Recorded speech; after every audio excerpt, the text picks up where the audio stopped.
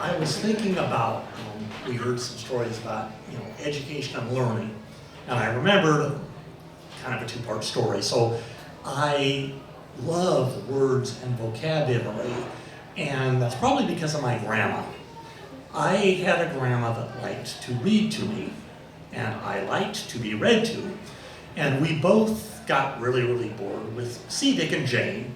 And so we would read whatever was laying around, and what was laying around was, I have a brother 5 years older, my sister Kate is 11 years older, my other siblings are almost 15 years older. And so I was always a minimum of 5 years above my age, or my grandmother subscribed to Reader's Digest condensed books. And I love those. And so I developed an appreciation for words and a very adult vocabulary and a kind of an understanding of plot and comprehension pretty rapidly. I really suffered. My grandma passed away when I was in second grade, and I had to spend about a year catching up because my brain was way beyond my ability to read, and I still didn't like C, Dick, and Jane.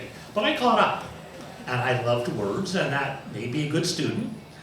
And I get into high school, and I became a speech and debate geek. I had words. And one of my favorite events was something called extemporaneous. Some of you may be recovering speech and debate geeks.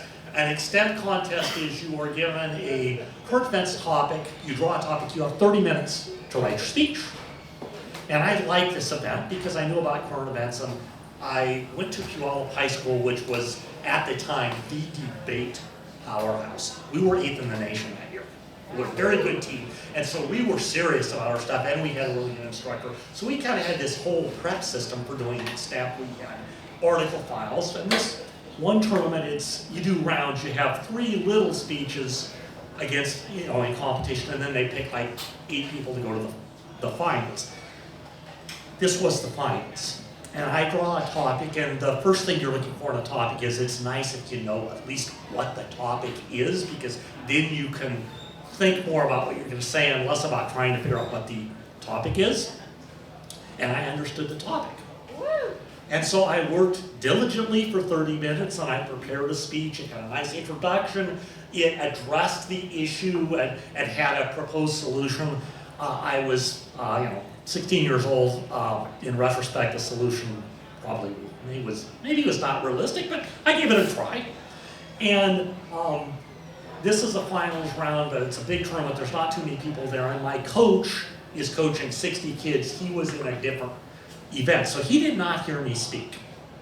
And so after the round, he liked to go to finals, but he comes up, he's like, "Bob, how did the speech go?" And I smiled and I'm like, "Coach Beetham, it went amazing. I drew something I knew about, and so I had a lot more time, and I think I set it up pretty well." And I did know what the topic was.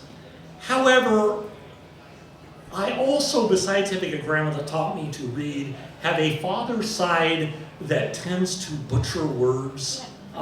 It's at least 3 generations back. And so Coach Beetham says, "Well, Bob, what was the topic?" And with a totally straight face and absolutely sincerity, I say, "Nuclear proliferation." That's pronounced very, very wrong. And I mean, he's just like, he's a great teacher. He's trying not to laugh. But he gently corrects me and suggests, we have that dictionary in there. Even if you know the word, next time, maybe look at how it's pronounced. And, he's kind of laughing about it, but gently. But I got the last laugh because I actually won the round. I won the tournament. Does anybody have any questions for Bob while he is up here? Anybody have a question for Bob about a story? Oh. Do you use your debate tactics now when you're working on stories? I did very much persuasive, argumentative, as opposed to performance. I'm comfortable speaking. It helps in that way, and I did use it for years and years of my career. I am not a lawyer. I'm an accounting marketing geek. That's a whole other story. But I spent 25 years working for the State Bar of California in the regulation section that deals with attorneys' questions about their bar membership. And if they're arguing about their own money or requirements, you get their A game. And I got fairly good at arguing. All right, thank you so much, Bob.